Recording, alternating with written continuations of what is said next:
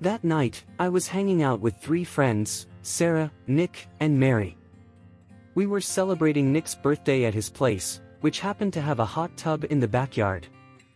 After a couple of hours and a couple of too many beers, we jokingly suggested skinny dipping in the hot tub as some kind of birthday present.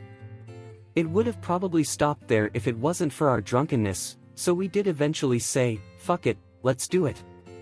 Now for context, Nick's house was by a forest and was very isolated from neighbors. Adding to that, it was maybe past midnight and anything past the Christmas lights of dubious quality that were spread around the yard was pitch black. Being fucking pussies, going out there without Nick's parents' home would have been unimaginable if it hadn't been for the wonders of inebriation.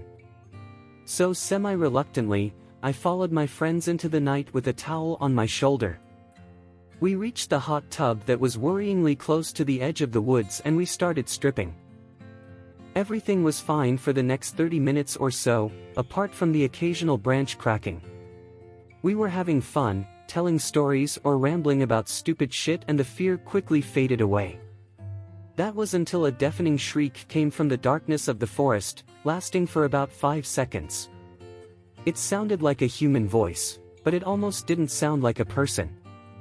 We all turned livid, became silent for what seemed like hours, and I even saw Nick lose his boner in a matter of seconds. We didn't dare try to look into the forest, except Mary, who just grew a pair of balls out of nowhere and picked up her phone to use the flashlight.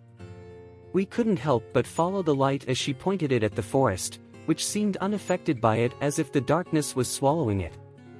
Nothing. As we were about to stop looking though, the void stared back at us. Mary shined her light far behind Sarah, and it reflected on a pair of eyes and a white form in the distance. That was the straw that broke the camel's back. We rushed out of the tub without even giving a single thought about gathering our clothes. Mary and I screamed, apparently her balls had been blown to smithereens, and we all ran towards the back entrance as fast as possible. Nick immediately got a knife while we locked every door and window. We wanted to call Nick's parents, or the police or anyone, but our phones were over by the forest where we'd left them. Seeing no other choice, Nick put his shoes on and made a run for it. He'd managed to get his phone, but he'd heard loud breathing coming from the forest, meaning whatever it was hadn't left. What followed were the shittiest 2 hours of my life. Nick got his parents to make their way home, handed us towels so we could finally cover ourselves, and we gathered in the basement where there were no windows. We spent most of the time in silence, waiting for something to happen. Half an hour in, we heard another shriek, more distant. Only this time, it was shortly followed by knocks on the door that couldn't possibly be Nick's parents. Sarah started crying, but thankfully it stopped after that. The parents arrived and allowed us to sleep in the basement for safety. They hadn't heard or seen anything and were pretty sure we just imagined stuff. We hardly slept, and once the morning came we went out to get our stuff.